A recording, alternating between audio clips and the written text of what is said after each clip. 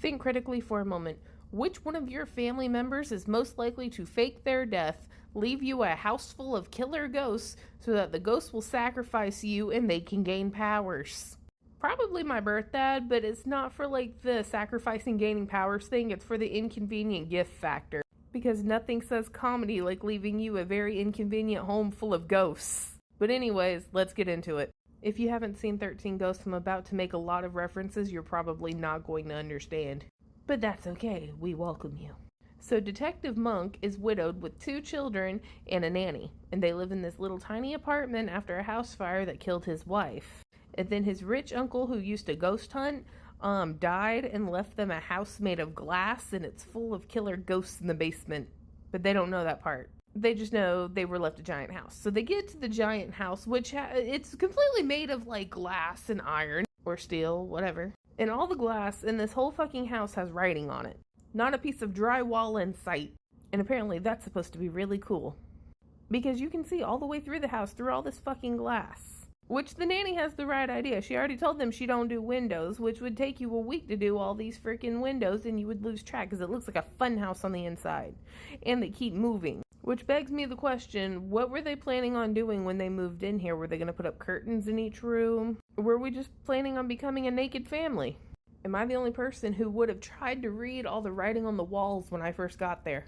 See what I mean? And even the most private room, which is the bathroom here, has like these little like 90s icicle walls or whatever, which is great because like you can't completely see through it. But however, if you're looking and the shadow works out, people can make out your image on the toilet. Do you want grandma who is visiting to see your silhouette of you fighting for your life after a long John Silver dinner? I'd also like to point out, not one person asked where the fucking kitchen in this movie was. No, I didn't see a whole kitchen in this whole movie. Right, but that leads me to a whole other question. You're putting a hot stove next to glass. Hot items. Well, I mean, if the kitchen has all glass walls and the stove has to be against something, and so does the sink, and the back of the fridge, which gets warm. But what are you going to do in the summer? It's going to be warm in there, and then the AC is going to kick on, and it's going to get cold, and all these windows are going to shatter. All I'm saying is not one person looked for the kitchen. I don't believe there's a kitchen in here unless they would have shown it to me. I need logistics. Where was I? Oh yeah, they get there, and then Matthew Lillard, who's like a sidekick, but he was pretending to be the power man so he could get into the house to warn them to get the fuck out of the house. He was all like, hey, this place is full of fucking killer ghosts. Get your family out of here. But also, you can only see the killer ghosts with these special Google lenses. And the rest of the movie is them trying to rescue the kids from the ghosts and get the hell out of the house. But it's kind of hard because all the glass keeps moving and letting out some scary-ass ghosts. Okay, you bring up another point.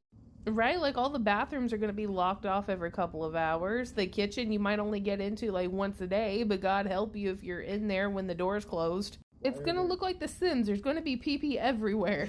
Not to mention the fingerprints. I didn't see pets, but think of all the nose art. This big machiny thing in the middle, does this only work with like the ghosts and the doors, or does this control like the electrical and the AC and all that too? Well, my thoughts being is if the AC goes out, if the electrical goes out, like they need like a new new fuse. That's what it is, a fuse. Maybe they want to install an extra outlet. What kind of electrical engineer do you hire on to fix this? I do not see any wires. It's just a bunch of little like warpy boys going around and around. This house is absolutely not up to code. There's exposed wiring everywhere.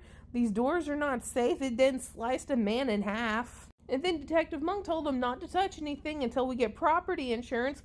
Who's going to insure this place? I imagine they might want a building inspector before they insure a new home. Deadly doors, deadly ghosts, a shit ton of exposed wiring. We have no idea what the hell kind of generator is going on there in the middle. 8 out of 10 because the ghosties are cool. Okay, bye. We're looking at you through the glass. We don't know how much time has passed, but you know we are little ghosties. Our little ghosties.